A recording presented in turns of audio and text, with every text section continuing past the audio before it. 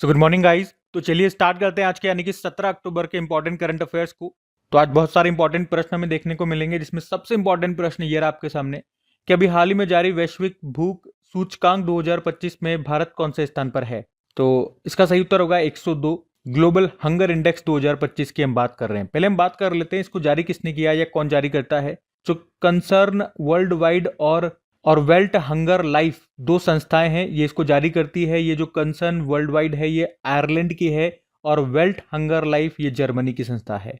और भारत को इसमें 102 रैंक मिली है टोटल 123 देशों में से। और भारत के स्कोर की बात करें तो भारत का स्कोर इसमें है 25.8। वैसे अगर ग्लोबल स्कोर की हम बात कर रहे हैं, वैश्विक पूरा दुनिया का स्कोर कितना रहा, तो 18.3 है। अच्छा, भारत को इसमें किस कैटेगरी में रखा है, तो भारत को भूख की गंभीर यानी कि सीरियस कैटेगरी में रखा है। आपको बता दूं पिछले साल जो भारत की रैंक थी वो 105 थी। वो 105 127 देशों में से थी। और इस बार 102 जो रैंक मिली है भारत को वो 123 देशों में से है। अब वैसे आप पूछोगे कि टॉप पर कौन सा देश है, तो टॉप पर कोई एक देश नहीं है, बहुत सारे देश हैं। इन्होंने स्कोर के हिसाब से रैंकिंग दी है। इन्होंने कहा जिनका स्कोर 5 से कम है वो सारे टॉप पर हैं, जैसे कि आर्मेनिया, बेलारूस, बुल्गारिया, चिली और भी कई तरह के देश हैं। तो कोई एक याद नहीं रखना है हमने टॉप के लिए। तो आप तो भारत की रैंक यहाँ पे याद रखना। भारत की रैंक की अगर आपसे पूछेगा तो पूछेगा कि भारत की रैंक क्या है, तो 102 है। और लास्ट में जरूर बता दिया कि लास्ट में 123वें स्थान पर कौन है, तो सोमालिया देश है। मतलब स्कोर से आप क्या देख सकते हैं कि जिसका स्कोर सबसे कम है ना, वहां पे भुखमरी कम है। जैसे मैंने कहा कि टॉप पर उन देशों को रखा है जिनका स्कोर 5 से कम है, और भारत का स्कोर कितना है 25.8। मतलब भारत का स्कोर ज़्यादा है, भुखमरी यहाँ पे ज़्यादा है, इसीलिए भारत को 102 नंबर पे रखा है। अच्छा, ये जो रैंकिंग है ये किस आधार पे जारी की गई है, तो इसके 4 आधार हैं, 4 पिलर्स हैं। अल्पपोषण, बाल मृत्यु दर, बाल दुर्बलता और बौनापन। तो इंपॉर्टेंट इंडेक्स रहेगा। कुछ और इंपॉर्टेंट इंडेक्सेस मैं आपको यहाँ पे रिवाइज कराऊंगा, ध्यान से सुनना। अगर बात करते हैं ग्लोबल फायर पावर इंडेक्स 2025 में भारत की रैंक क्या है, भारत चौथे स्थान पर है, टॉपर अमेरिका है। नीति आयोग के पहले राजकोषीय स्वास्थ्य सूचकांक में टॉप पर उड़ीसा है। भ्रष्टाचार धारणा सूचकांक करप्शन परसेप्शन इंडेक्स अभी जो 2024 का आया था उसमें भारत 96 पे है, टॉप पर डेनमार्क है। पंचायत हस्तांतरण सूचकांक पंचायत डिवोल्यूशन इंडेक्स में टॉप पर कर्नाटक है। और ग्लोबल टेररिज्म इंडेक्स में भारत 14वें स्थान पर है, टॉप पर बुर्किना फासो है। वर्ल्ड हैप्पीनेस इंडेक्स में भारत 118वें स्थान पर है, टॉप पर फिनलैंड है। और पहली बार पंचायत उन्नति सूचकांक आया था, उसमें फ्रंट रनर ए कैटेगरी में टॉप पर गुजरात रहा। वर्ल्ड प्रेस फ्रीडम इंडेक्स में भारत 151 पे है, टॉप पे नॉर्वे है। और जिला बाढ़ गंभीरता सूचकांक डिस्ट्रिक्ट फ्लड सॉवरिटी इंडेक्स पहली बार जारी हुआ। किसने जारी किया, आईआईटी दिल्ली और आईआईटी गांधीनगर, और टॉप पर पटना जिला रहा।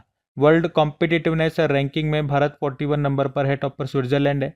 और मानव विकास सूचकांक में भारत 130वें स्थान पर है, टॉप पर आइसलैंड है।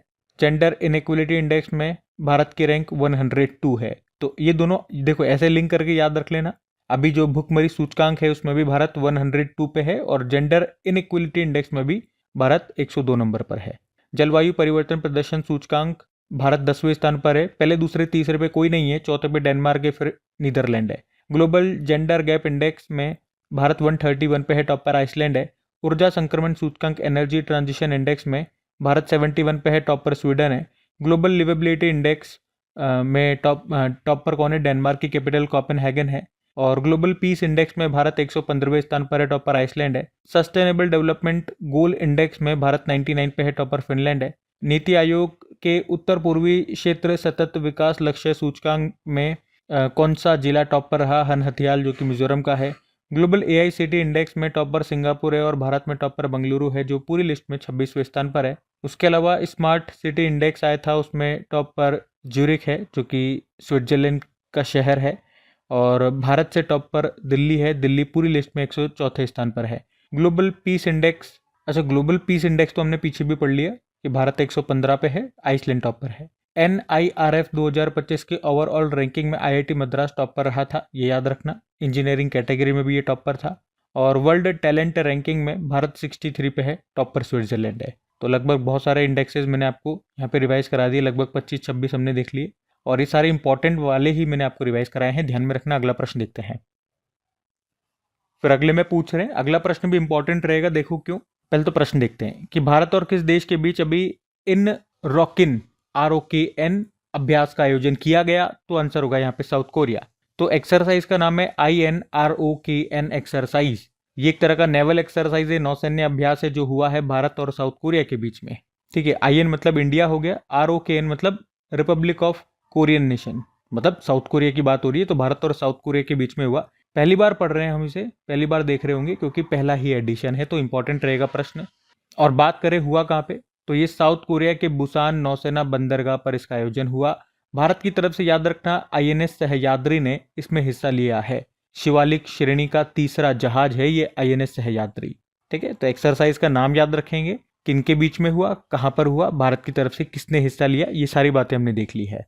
और अभी 2-4 दिन पहले ही मैंने आपको 2025 के सारे इंपॉर्टेंट एक्सरसाइजेस जनवरी से लेके अभी तक जितने भी हुए हैं सारे आपको रिवाइज करवाए थे। आज मैं लेटेस्ट जो लास्ट वाले अभी हुए कुछ 2-3 महीनों में वो आपको रिवाइज करवा देता हूँ। लेकिन एक बार साउथ कोरिया जरूर लेकर के चलूंगा। ये रहा मैप में साउथ कोरिया, कैपिटल सियोल हो गई है, करेंसी है साउथ कोरियन वॉन। और अभी इसके प्रेसिडेंट ली जेम्यूंग बने थे। और साउथ कोरिया और नॉर्थ कोरिया को डिवाइड करने वाली लाइन को क्या कहते हैं, 38 डिग्री पैरेलल कहते हैं। और अभी इसकी नई स्पेस एजेंसी का नाम क्या है, कासा है। अच्छा, हमारे जो प्रधानमंत्री है नरेंद्र मोदी, उनको साउथ कोरिया ने अपना सियोल शांति पुरस्कार दिया था। कब दिया था, 2019 में दिया था। और हम साउथ कोरिया से 100 K9 हॉवित्जर तोपे भी खरीद रहे हैं। साउथ कोरिया की एक हनवा एरोस्पेस कंपनी वो बना करके दे रही है। और अभी आपको याद होगा वर्ल्ड आर्चरी चैंपियनशिप 2025 का आयोजन भी हुआ था साउथ कोरिया में, जहां पे भारत ने 2 मेडल जीते थे। और मेडल टेली में भारत फ्रांस के साथ चौथे स्थान पर रहा था। अभी कुछ दिन पहले ही पढ़ा हमने। चलो कुछ एक्सरसाइजेज मैं आपको रिवाइज कराता हूँ। अभी जामाता अभ्यास ये भारत और जापान के कोस्ट गार्ड्स के बीच में हुआ था चेन्नई में। अभी सिम्बेक्स एक्सरसाइज भारत सिंगापुर के बीच में हुआ सिंगापुर में। जैपड एक्सरसाइज ये रशिया ने इसका आयोजन किया, बहुपक्षीय अभ्यास था, भारत ने भी हिस्सा लिया। कहाँ पे, रशिया और बेलारूस में। स्लाइनिक्स अभ्यास भारत और श्रीलंका के बीच में हुआ, कोलंबो श्रीलंका में। मैत्री अभ्यास भारत थाईलैंड के बीच में हुआ, मेघालय के अमराई में। ब्राइट स्टार एक्सरसाइज ये भी बहुपक्षीय अभ्यास है, इजिप्ट ने आयोजन किया, इजिप्ट में। युद्ध अभ्यास भारत अमेरिका के बीच में हुआ, अलास्का अमेरिका में। और इंदिरा अभ्यास ये भारत और रशिया के बीच में हुआ था भी, राजस्थान के बीकानेर में, जो कि आर्मी वाला एक्सरसाइज था। क्योंकि इसी साल इंदिरा एक्सरसाइज जो नेवल एक्सरसाइज हुआ था, नौसेना वाला संस्करण, वो चेन्नई और बंगाल की खाड़ी में हुआ था। दोनों में अंतर मैंने आपको समझाया था। और अभी एक ऑस्ट्रा हिंद एक्सरसाइज भी हमने पढ़ा था, भारत और ऑस्ट्रेलिया के बीच में हुआ, वो पर्थ ऑस्ट्रेलिया में। ठीक है, तो ये ध्यान में रखना। अगला प्रश्न देखते हैं।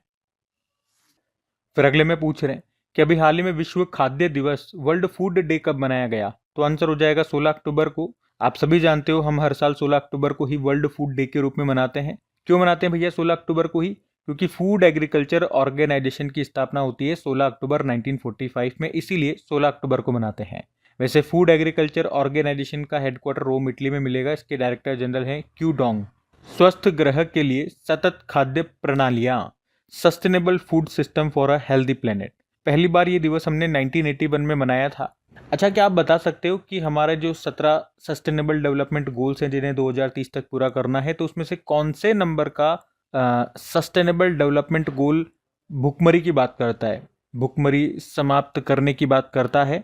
चलो ये आपके लिए होमवर्क प्रश्न देता हूँ। और अगर कोई नए स्टूडेंट्स हमसे जुड़े हैं तो आपको बता दूं, ये जो सस्टेनेबल डेवलपमेंट गोल से यहाँ से प्रश्न पूछे जाते हैं, तो इसका ट्रिकी वीडियो मैं ऑलरेडी बना चुका हूँ, जो पूरे यूट्यूब चैनल में सबसे नंबर 1 वीडियो अपना इस टॉपिक पे अपना ही चल रहा है। आप सर्च करके देख सकते हैं, सस्टेनेबल डेवलपमेंट गोल ट्रिक्स। आप अपने चैनल का नाम भी मत डालना, क्रेक एग्जाम, सिंपल सा इतना सा लिख देना, टॉप पर अपना वीडियो आ जाएगा। तो वो वीडियो एक बार आप देख लेंगे तो सारे गोल्स आपको आराम से याद हो जाएंगे। मतलब एग्जाम में आप गलती नहीं करोगे, वो एक बार आप 10-12 मिनट का वीडियो होगा, देख लोगे तो। बाकी देखो 16 अक्टूबर को एक और दिवस होता है वर्ल्ड एनेस्थीसिया डे, वो भी याद रखना, जिसकी थीम भी है एनेस्थीसियोलॉजी इन हेल्थ इमरजेंसी, स्वास्थ्य आपात स्थितियों में एनेस्थीसियोलॉजी। और वैसे 15 अक्टूबर को डॉक्टर APJ अब्दुल कलाम जी की जयंती भी होती है, जिस दिन को हम विश्व छात्र दिवस वर्ल्ड स्टूडेंट डे के रूप में भी मनाते हैं। इस बार उनकी 94th नंबर की एनिवर्सरी मनाई गई।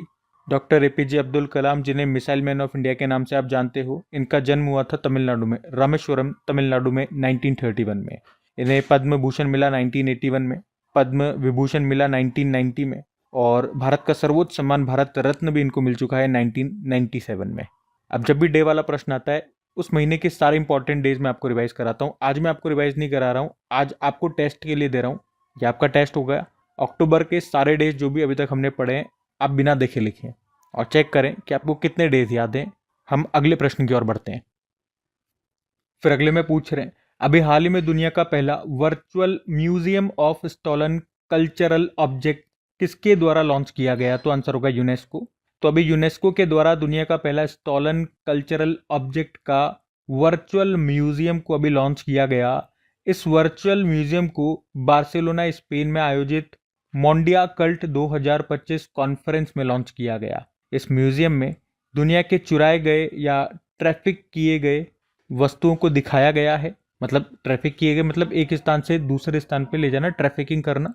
तो इस म्यूजियम का उद्देश्य क्या है? इन चुराए गए या ट्रैफिक किए गए ऑब्जेक्ट्स के बारे में जानकारी देना और देशों को आपस में जोड़ना। इसमें 240 आर्टिफैक्ट्स को ऐड किया जाएगा जिन्हें वर्चुअल रियलिटी से आप देख सकेंगे। तो याद रखिएगा, दुनिया का ये पहला वर्चुअल म्यूजियम है। किसके लिए? चुराए गए कल्चरल ऑब्जेक्ट्स के लिए, जिसे लॉन्च किया यूनेस्को ने। अब यहाँ पे म्यूजियम से संबंधित मैं आपको प्रश्न रिवाइज कराऊंगा, लेकिन पहले यूनेस्को की बात कर लेते हैं क्योंकि उसी ने इसको लॉन्च किया। तो United Nation Educational Scientific and Cultural Organization इसकी फुल फॉर्म होती है, स्थापना होती है 1945 में। हेडक्वार्टर पेरिस फ्रांस हो गया और डायरेक्टर जनरल है। अच्छा, इसके डायरेक्टर जनरल के बारे में हमने पढ़ा था। अभी इसके नए डायरेक्टर जनरल चुन लिए गए हैं। खालिद अल नैनी उनका नाम है, जो कि इजिप्ट से हैं, और वो स्थान लेंगे औद्रे उजाले का, जो कि फ्रांस से हैं। ठीक है, ये जरूर याद रखना, इंपॉर्टेंट रहेगा पॉइंट। अब म्यूजियम संग्रहालय की यहाँ पे बात हो रही है, तो उससे क्या क्या प्रश्न बनते हैं देखो आपके। अगर पूछे देश का पहला नौसेना शौर्य संग्रहालय, ये बनेगा लखनऊ में। देश के पहले डिजिटल राष्ट्र संग्रहालय की आधारशिला रखी गई हैदराबाद में। दुनिया का पहला पांडुलिपि संग्रहालय कहाँ पर खुला? तिरुवनंतपुरम। देश के पहले भूमिगत संग्रहालय ये कहाँ पर आपको मिलेगा? दिल्ली के हुमायूं के मकबरे परिसर में। भारत का पहला संविधान संग्रहालय हरियाणा में, जो ओपी जिंदल यूनिवर्सिटी है वहाँ पे। भारत का पहला चिकित्सा संस्थागत संग्रहालय चंडीगढ़ में। वैदिक 3D संग्रहालय खोला जाएगा वाराणसी में। बंजारा विरासत संग्रहालय का उद्घाटन मोदी जी ने किया था महाराष्ट्र के वाशिम में। देश का पहला हिंदी साहित्य संग्रहालय आपको मिलेगा वाराणसी में। नितिन गडकरी जी ने कहाँ पर जैन संग्रहालय और ज्ञान केंद्र का उद्घाटन किया? पुणे। सूचना का अधिकार RTI संग्रहालय की आधारशिला रखी गई थी राजस्थान के ब्यावर में। उसके अलावा भारत के पहले डिजिटल म्यूजियम का नाम क्या है? अभय प्रभावना, जो कि महाराष्ट्र राज्य के पुणे जिले में बनाया गया है। और प्रधानमंत्री संग्रहालय और पुस्तकालय समिति का अध्यक्ष नृपेंद्र मिश्रा को बनाया गया। आपको ये भी बता दूं कि 2023 में नेहरू मेमोरियल का नाम बदलकर प्रधानमंत्री संग्रहालय और पुस्तकालय किया गया था। और पुरातात्विक अनुभवात्मक संग्रहालय आर्कियोलॉजिकल एक्सपेरिमेंटल म्यूजियम, ये गुजरात के वडनगर में आपको मिलेगा। भारत का पहला अंडर वाटर संग्रहालय और कृत्रिम रीफ कहाँ पर बनाया जाएगा? महाराष्ट्र में। INS गुलदार को इसके लिए डुबोया जाएगा। और भारत के पहले open air art wall museum का उद्घाटन किया गया नई दिल्ली के मौसम विज्ञान भवन में। मोदी स्मृति चिन्ह संग्रहालय, ये आपको मिलेगा मोतिहारी बिहार में। और बिहार के वैशाली जिले के वैशालीगढ़ में बुद्ध सम्यक दर्शन संग्रहालय और स्मृति स्तूप का उद्घाटन किया गया था। ठीक है, तो संग्रहालय म्यूजियम से संबंधित ये सारे आपके करंट अफेयर्स के प्रश्न हो गए, ध्यान में रखिएगा। अगला प्रश्न देखते हैं। फिर अगले में पूछ रहे हैं, अभी हाल ही में भारत को 7वीं बार मानवाधिकार परिषद का सदस्य कब तक की अवधि के लिए चुना गया है? तो आंसर होगा 2026 से 2028 तक, 3 सालों के लिए, 2026, 27, 28 के लिए। तो याद रखेंगे, अभी भारत को कौन सी बार? 7वीं बार ह्यूमन राइट काउंसिल का सदस्य चुना गया है। और भारत को 2026 से लेकर 2028 तक के कार्यकाल के लिए इसका सदस्य चुना गया है। United nation human right council की बात करें, स्थापना होती है 15 मार्च 2006 में। हेडक्वार्टर जेनेवा स्विट्जरलैंड में आपको मिलेगा। इसका काम होता है दुनिया में ह्यूमन राइट्स की प्रोटेक्शन करना। और इसके प्रेसिडेंट है जर्ग लेबर। इसमें 47 मेंबर होते हैं जिन्हें 3 साल के कार्यकाल के लिए चुना जाता है, जैसे कि भी भारत को 3 साल के लिए चुना गया है। और इसमें हर एक रीजन को एक पर्टिकुलर अमाउंट सीट दी गई है, तो उन क्षेत्र में से अलग अलग देशों को इलेक्ट किया जाता है। अब भारत से संबंधित कुछ प्रश्न मैं आपको और रिवाइज कराऊंगा कि भारत अभी किन किन कारण से न्यूज़ में था। वैसे आप जानते हो, चलो ये आपके लिए प्रश्न देता हूं मैं, होमवर्क प्रश्न, कि अभी यूनाइटेड नेशन में भारत के परमानेंट रिप्रेजेंटेटिव, स्थायी प्रतिनिधि कौन है। बाकी देखो, अभी भारत को समुद्री नौवहन सहायता के अंतर्राष्ट्रीय संगठन का भी उपाध्यक्ष चुना गया था, जिसका मुख्यालय आपको मिलेगा पेरिस फ्रांस में। और भारत और मोरक्को को सड़क सुरक्षा मानकों को बढ़ाने के लिए Prince Michael road safety award से सम्मानित किया गया था। ये सड़क सुरक्षा के क्षेत्र में सर्वोच्च पुरस्कार है। मेट्रो रेल नेटवर्क के मामले में पहले स्थान पे चाइना है, फिर अमेरिका, फिर भारत है। लेकिन सड़क नेटवर्क के मामले में भारत दुनिया में दूसरे स्थान पर है, पहले पर अमेरिका है। भारत के वैज्ञानिकों ने चंद्रमा के दक्षिणी ध्रुव का पहला विस्तृत भूवैज्ञानिक मानचित्र तैयार किया था। 2025 के लिए किस देश को बंगाल की खाड़ी कार्यक्रम अंतर सरकारी संगठन का अध्यक्ष चुना गया? तो भारत को चुना गया और इस संगठन का मुख्यालय है चेन्नई, तमिलनाडु में। उसके अलावा भारत को नारकोटिक्स ड्रग आयोग के 68वें सत्र की अध्यक्षता के लिए भी चुना गया था और भारत पहली बार इसकी अध्यक्षता करेगा। 14वीं ADMM प्लस आतंकवाद रोधी बैठक 2025 का आयोजन हुआ भारत में, नई दिल्ली में। ADMM मतलब हो गया आसियान डिफेंस मिनिस्टर्स मीटिंग और भारत ने पहली बार इसको होस्ट किया। सह अध्यक्षता मलेशिया ने की थी। उसके अलावा भारत 2024 में किस शहर में FDI का सबसे बड़ा विदेशी निवेशक बना था? दुबई। पायलटों के लिए EPL इलेक्ट्रॉनिक पर्सनल लाइसेंस जारी करने वाला दूसरा देश बना था भारत, पहला चीन है। भारत सरकार ने संसद सदस्य के वेतन में कितने प्रतिशत की वृद्धि की थी? 24%। मतलब जो सैलरी जिनकी 1 लाख थी वो 1,24,000 हो गई। ठीक है, तो इन सब कारण से भारत न्यूज में था, ध्यान में रखना। अगला प्रश्न देखते हैं। फिर अगले में पूछ रहे हैं कि हाल ही में गणित का नोबेल पुरस्कार कहा जाने वाला एबेल पुरस्कार ये 2025 का भी किसे दिया गया? एक्चुअली में आप देखोगे, अगर डेली आप हमसे जुड़े हुए हैं, करंट अफेयर्स पढ़ रहे हैं, तो ये प्रश्न ऑलरेडी हम शायद मार्च या अप्रैल के महीने में पढ़ चुके हैं जब इसकी घोषणा हुई थी और अभी दिया जा चुका है। तो एक बार फिर से ये न्यूज़ में है तो मैं आपको करा रहा हूँ। इसका सही उत्तर होगा मसाकी काशिवारा। तो एबेल पुरस्कार की बात करें, इसे गणित का नोबेल पुरस्कार भी कहा जाता है और नॉर्वे के राजा के द्वारा ये दिया जाता है। इसका नाम नॉर्वेजियन गणितज्ञ नील्स हेनरिक एबेल के नाम पे रखा गया था इस पुरस्कार का नाम, और गणित की फील्ड में दिया जाता है। इसकी यानी कि पुरस्कार स्थापित हुआ था 2002 में, पहली बार 2003 में ये दिया गया था। पहली बार किसे दिया गया था? जीन पियरे सेरे को, जो कि फ्रांस से थे। इसमें पुरस्कार के रूप में कितनी राशि दी जाती है? 7.5 मिलियन नॉर्वेजियन क्रोन। क्या किसी भारतीय को यह अवार्ड अभी तक मिला है? तो एक बार मिल चुका है, एकमात्र भारतीय हैं, भारतीय गणितज्ञ SR श्रीनिवास वर्धन, 2007 में उनको मिला था। तो ये पॉइंट भी हम ध्यान रख सकते हैं, एकमात्र भारतीय इस अवार्ड को पाने वाले हैं ये। और अभी 2025 का जो हम बात कर रहे हैं ये दिया गया जापानी गणितज्ञ मसाकी काशिवारा को। उन्हें ये पुरस्कार बीज गणित यानी कि अलजेब्रा में उनके योगदान के लिए दिया गया है। अच्छा, एक अवार्ड आप और सुनोगे, गणित के क्षेत्र में ही इसको दिया जाता है, फील्ड मेडल अवार्ड उसको कहते हैं, तो वो भी आप ध्यान में रखना। लेकिन आज हमने एबेल पुरस्कार की बात की है, मसाकी काशिवारा को दिया गया। अब कुछ और अवार्ड्स मैं आपको रिवाइज करा रहा हूँ, ध्यान से सुनना। ये सारे 2025 वाले ही हैं। जैसे कि पद्म पाणी लाइफ टाइम अचीवमेंट अवार्ड दिया गया था साईं परांजपे को। बाकी गंगाधर राष्ट्रीय पुरस्कार दिया गया प्रसिद्ध ओडिया कवि प्रतिभा सतपथी को 2023 के लिए मिला। और अमेरिका का सर्वोच्च सम्मान जिसे कहते हैं the presidential medal of freedom, ये पहली बार किसी पुरुष फुटबॉलर को दिया गया था, लियोनल मेसी उनका नाम है, जो अर्जेंटीना से हैं। तरुण दास सिंगापुर का मानद नागरिक पुरस्कार मिला। मेजर ध्यानचंद खेल रत्न पुरस्कार 2024 ये 4 खिलाड़ियों को दिया गया था। एक निशानेबाज मनु भाकर, एक चेस चैंपियन है डी गुकेश, और एक हमारे हॉकी टीम के कप्तान है हरमनप्रीत सिंह, और पैरा एथलीट प्रवीण कुमार को दिया गया। उर्वशी सिन्हा, इन्हें अभी गेट्स कैम्ब्रिज इम्पैक्ट पुरस्कार मिला था। सुभाष चंद्र बोस आपदा प्रबंधन पुरस्कार 2025 दिया गया था Indian national centre for ocean information को, यानी कि भारतीय राष्ट्रीय महासागर सूचना सेवा केंद्र जो कि हैदराबाद में है, उसको दिया गया था संस्थागत श्रेणी में, व्यक्तिगत में नहीं दिया गया था इस बार। और गणतंत्र दिवस परेड 2025 में टॉप झांकी उत्तर प्रदेश की रही थी, और मंत्रालय की कैटेगरी में जनजातीय कार्य मंत्रालय की। और 59 नंबर का ज्ञानपीठ पुरस्कार 2024 के लिए विनोद कुमार शुक्ल को चुना गया, हिंदी लेखक है छत्तीसगढ़ से।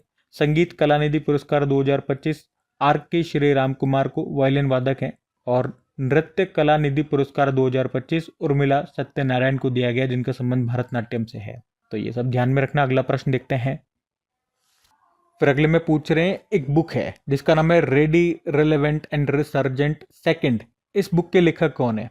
और आप ध्यान दोगे तो ये बुक मैं आपको कई बार रिवाइज करवा चुका हूं, जो इसका फर्स्ट पार्ट आया था। अब इसका सेकंड पार्ट आया है, second ready relevant and resurgent second. तो किसने लिखा है? अनिल चौहान, जो कौन है? भारत के दूसरे नंबर के चीफ ऑफ डिफेंस स्टाफ हैं, और इन्होंने ही ये बुक लिखी है। और इसको लॉन्च किया अभी हमारे जो रक्षा मंत्री हैं राजनाथ सिंह ने, नई दिल्ली में। तो अनिल चौहान जी ने इस पुस्तक में, इस बुक में युद्ध के बदलते तरीकों के बारे में बात की है कि पहले जो युद्ध हुआ करते थे वो हथियारों से हुआ करते थे, अब युद्ध करने का पैटर्न बदल रहा है, जैसे कि साइबर अटैक्स हो रहे हैं, डिजिटल युद्ध हो रहा है। तो जो भी इस तरह की बातें हैं वो उन्होंने इस बुक में बताई है। युद्ध के बदलते तरीकों के बारे में इस बुक में इन्होंने चर्चा की है। अब बुक वाला प्रश्न है, कुछ बुक्स एंड ऑथर वाले प्रश्न हम देखेंगे। एक बुक आई थी छौंक on food economics and society, इसको लिखा था अभिजीत बनर्जी ने। ये बुक अभी किसी एग्जाम में पूछी भी गई थी। और दीपा मलिक जो पैरा एथलीट है, इनकी ऑटोबायोग्राफी आई थी ब्रिंग इट ऑन। और सैयद किरमानी की ऑटोबायोग्राफी है stumped. How India skilled MTG20 को लिखा अमिताभ कांत ने। Parliament powers function and privileges को लिखा KS चौहान ने। द वर्ल्ड आफ्टर गाजा को पंकज मिश्रा ने। Soumitra Chatterjee and his world को संघमित्र चक्रवर्ती ने। इंडियन रेनेसांस मोदी डिकेड को एडिट किया, संपादित किया था डॉक्टर ऐश्वर्या पंडित ने। इसको लॉन्च किया था गृह मंत्री अमित शाह ने। द महात्माज मैनिफेस्टो को राजेश तलवार ने। और राष्ट्र महिला आयोग की अध्यक्ष विजया रहाटकर ने अपनी पहली पुस्तक को लॉन्च किया, नाम है कर्मयोगिनी वीरांगना। IM ये बुक है, इसको गोपीचंद हिंदुजा ने लिखा। इसको लॉन्च किया था हमारे पूर्व वाइस प्रेसिडेंट जगदीप धनखड़ ने। Life on Mars collected stories को लिखा नमिता गोखले ने। ठीक है, ध्यान रखना। ये अगला देखते हैं प्रश्न। फिर अगले में पूछ रहे हैं कि अभी हाल ही में पहली DNA आधारित हाथियों की गणना के अनुसार देश में सर्वाधिक हाथियों की संख्या कहाँ दर्ज की गई है? तो आंसर होगा कर्नाटक। एक्चुअली में अभी देश में पहली बार DNA विधि से या DNA बेस्ड हाथियों की कैलकुलेशन की गई, हाथियों की गणना की गई। और इसके अनुसार भारत में कितने हाथी हैं? 22,446, 22,446। और इनमें सबसे ज्यादा कहाँ पर है? कर्नाटक में है। और साथ में इसमें बताया गया कि पिछले 8 सालों में हाथियों में 25% की कमी हुई है, हाथियों की संख्या में कमी आई है। वरना 2017 में ये संख्या 27,312 थी और अभी 2025 में देखो कितनी हो गई है, 22,446 हो गई है। और कमी का कारण बताया बढ़ता संघर्ष, जो मानव हाथी संघर्ष हो गया, घटते जंगल हो गए, ये सब इनके कारण है। अच्छा, अभी जो संख्या है वो कितनी है? 22,446 हाथी हैं देश में, जिसमें सबसे ज्यादा कहाँ पर है? कर्नाटक में है। 6,000 से ऊपर है 6,013। दूसरे नंबर पे असम आता है, 4,159 है। ये तो राज्यों के हिसाब से बात कर ली। क्षेत्रों के हिसाब से बात करेंगे तो सबसे ज्यादा कहाँ पर है? पश्चिमी घाट में सबसे ज्यादा आपको मिलेंगे, लगभग 50% हाथी केवल पश्चिमी घाट में आपको मिलेंगे, लगभग 12,000। अच्छा, हाथियों से और क्या क्या प्रश्न बन सकते हैं? देखो, प्रोजेक्ट एलिफेंट आपको याद रखना ही है, 1992 में आया। और हाथी को राष्ट्र विरासत पशु कब बनाया गया था? 2010 में। एक विश्व हाथी दिवस हम मनाते हैं 12 अगस्त को। सफेद हाथियों का देश थाईलैंड को कहा जाता है। भारत में कुल एलिफेंट रिजर्व कितने हैं? 33 है, जिसमें पहला एलिफेंट रिजर्व कौन सा था? सिंहभूम एलिफेंट रिजर्व, जो आपको मिलेगा झारखंड में। और 33वां एलिफेंट रिजर्व ये था तराई एलिफेंट रिजर्व, जो कि उत्तर प्रदेश का है। एशियाई हाथी को हर्पीज वायरस के लिए दुनिया का पहला टीका कहाँ पे लगाया गया था? अमेरिका में। और जिम्बाब्वे ने सूखे से प्रभावित समुदायों की सहायता के लिए 200 हाथियों को मारने की घोषणा की थी। हाथी एवं पर्यटन महोत्सव मनाया गया था नेपाल में। अच्छा, राजस्थान के किस जिले में हाथी महोत्सव मनाया गया? जयपुर में। ये प्रश्न एग्जाम में आया था। भारत के पहले महावत विलेज का उद्घाटन कहाँ पर किया गया था? तमिलनाडु में, तमिलनाडु के मुदुमलाई टाइगर रिजर्व में। और एशिया की सबसे उम्रदराज हथिनी थी वत्सला, जिसका भी निधन हो गया। कहाँ पर? मध्य प्रदेश में, जो पन्ना टाइगर रिजर्व है वहां पे। 100 वर्ष से ज्यादा इसकी आयु थी वत्सला की। गज मित्र योजना ये शुरू की थी असम ने मानव हाथी संघर्ष की बढ़ती संख्या को रोकने के लिए। तो हाथियों से ही संबंधित ये इतने सारे प्रश्न आपके बनते हैं करंट अफेयर्स में, मैंने आपको रिवाइज कराए, ध्यान में रखना। अगला प्रश्न देखते हैं। फिर अगले में पूछ रहे हैं कि अभी हाल ही में केंद्रीय रेल मंत्री हैं हमारे, उन्होंने अभी 16वीं अंतरराष्ट्रीय रेलवे उपकरण प्रदर्शनी का उद्घाटन कहां पर किया? तो आंसर होगा नई दिल्ली में। तो हमारे जो रेल मंत्री हैं कौन है? अश्विनी वैष्णव। अभी इन्होंने नई दिल्ली के भारत मंडपम में एशिया की सबसे बड़ी रेलवे प्रदर्शनी, अंग्रेजी में बोलोगे तो इंटरनेशनल रेलवे इक्विपमेंट एग्जीबिशन का उद्घाटन किया। ये इसका 16वां संस्करण था, यानी कि 16वीं अंतरराष्ट्रीय रेलवे उपकरण प्रदर्शनी।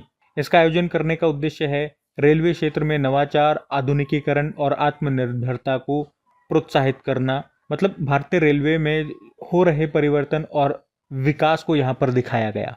पहली बार इसका आयोजन हुआ था 1989 में। अभी 16वां संस्करण हुआ 2025 में, नई दिल्ली में हुआ। आयोजन किया भारतीय रेलवे और भारतीय उद्योग परिसंघ, कॉन्फेडरेशन ऑफ इंडियन इंडस्ट्री ने। रेलवे की बात है, रेलवे से ही कुछ प्रश्न मैं आपको चलो रिवाइज करा दूं लगे हाथ। तो अभी राष्ट्रीय रेलवे नेटवर्क से जुड़ने वाली चौथी पूर्वोत्तर राजधानी बनी थी मिजोरम की कैपिटल आइजोल। 100% रेल मार्ग को विद्युतीकृत इलेक्ट्रीफाइड करने वाला 24वां राज्य बना गुजरात। ऐसे भारतीय रेलवे का फुल इलेक्ट्रीफाइड होने का, पूरी तरह से विद्युतीकृत होने का लक्ष्य है 2025-26 का, और शुद्ध शून्य कार्बन उत्सर्जन का लक्ष्य 2030 का है रेलवे का। भारत का पहला 9000 हॉर्स पावर लोकोमोटिव इंजन ये बन रहा है गुजरात के दाहोद में। कोंकण रेलवे का मुख्यालय आपको मिलेगा नवी मुंबई में। भारत की पहली विस्टाडोम जंगल सफारी ट्रेन सेवा ये कहाँ शुरू हुई? उत्तर प्रदेश में। कतरनिया घाट वाइल्ड लाइफ सेंचुरी और दुधवा टाइगर रिजर्व के बीच में चलेगी। अमृत भारत स्टेशन योजना ये शुरू हुई थी फरवरी 2023 में। और रिकॉर्ड समय में दुनिया का पहला 3D प्रिंटेड ट्रेन स्टेशन ये बनाया जापान ने।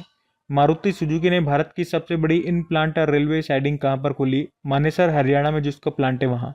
Marhaura diesel locomotive plant Bihar के सारण जिले में है। पहली बार यहाँ पर बने निर्मित इंजन ये विदेश में एक्सपोर्ट होंगे। किस देश में? गिनी में। और गोमती नगर रेलवे स्टेशन याद रखना ये है उत्तर प्रदेश का, और अभी ये उत्तर प्रदेश का पहला निजी रेलवे स्टेशन बन गया है, गोमती नगर रेलवे स्टेशन। ठीक है, सब पॉइंट्स ध्यान रखना इंपॉर्टेंट है। अगला प्रश्न देखते हैं। फिर अगले में पूछ रहे हैं, अभी हाल ही में वन रक्षक परियोजना को 25 वर्ष पूरे हो गए। ये परियोजना कब शुरू की गई थी? तो आंसर होगा सन 2000 में। तो अभी 2025 में वन रक्षक प्रोजेक्ट का ये 25वां साल मनाया जा रहा है। ये प्रोजेक्ट सन 2000 में भारत में फॉरेस्ट रेंजर्स को ट्रेनिंग देकर उनकी संख्या को बढ़ाने के लिए लाया गया था।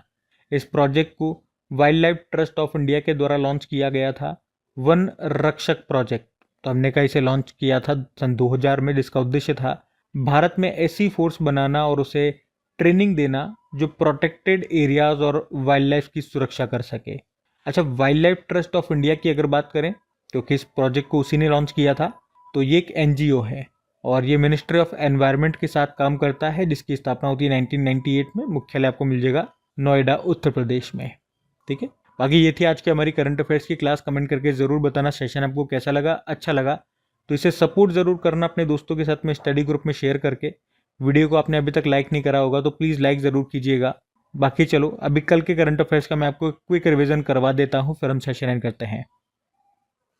तो कल पहला प्रश्न पूछा था कि भारत के द्वारा अंटार्कटिका में अपना चौथा अनुसंधान स्टेशन बनाया जाएगा। इस अनुसंधान स्टेशन का, रिसर्च स्टेशन का नाम क्या होगा? मैत्री 2।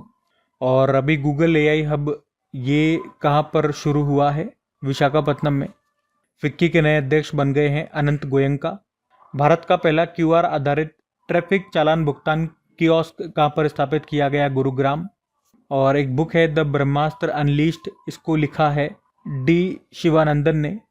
दुनिया का पहला मल्टी सेंसर पृथ्वी अवलोकन उपग्रह भारत के किस स्टार्टअप के द्वारा लॉन्च किया गया? गैलेक्साई। उसके अलावा ट्रिपल एलिमिनेशन हासिल करने वाला दुनिया का पहला देश बन गया मालदीव।